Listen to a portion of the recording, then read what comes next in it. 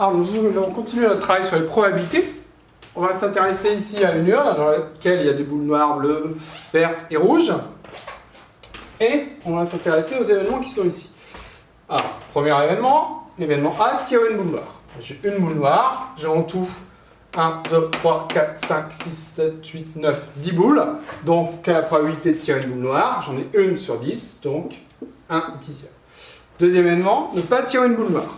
Soit on tire une boule noire, soit on ne tire pas une boule noire. On va parler d'événements contraires dans ce cas-là, parce que c'est soit l'un, soit l'autre. Quand on a des événements contraires, la somme des probabilités doit être égale à 1.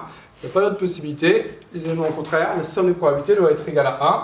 J'avais 1 dixième pour tirer une boule noire, je vais avoir 9 dixièmes pour tirer une boule qui n'est pas noire. 1 dixième plus 9 dixièmes, j'arrive à 10 dixièmes, j'arrive à 1, ce qu'on retrouve bien ici. Si je ne tire pas une boule noire, je tire l'une des autres boules, j'en ai 9, donc 9 dixièmes. Tirer une boule verte, j'en ai 3 sur 10. Tirer une boule rouge, j'en ai 4 sur 10. Je vais maintenant tirer une boule soit rouge, soit verte. Alors on peut se poser la question, est-ce que je peux ajouter les deux probabilités précédentes? Pour ça, il faut se poser la question, est-ce que les deux événements sont incompatibles? Est-ce qu'ils peuvent ou pas se produire en même temps? Est-ce que je peux tirer une boule qui est à la fois verte et rouge? Non. Donc comme je ne peux pas tirer une boule qui est à la fois verte et rouge, les deux événements sont incompatibles. Quand ils sont incompatibles, je vais pouvoir ajouter les probabilités. Donc, j'avais 3 dixièmes plus 4 dixièmes, ça me donne 7 dixièmes. Donc ça, il faut bien faire attention. Par exemple, si on a un jeu de cartes, si on tire la dame de carreau, si on a un événement tirer une dame, et si on a un événement tirer un carreau, là, les deux événements ne sont pas incompatibles. On peut tirer la dame de carreau. Elle peut être à la fois, on peut avoir une carte qui est à la fois une dame et à la fois un carreau.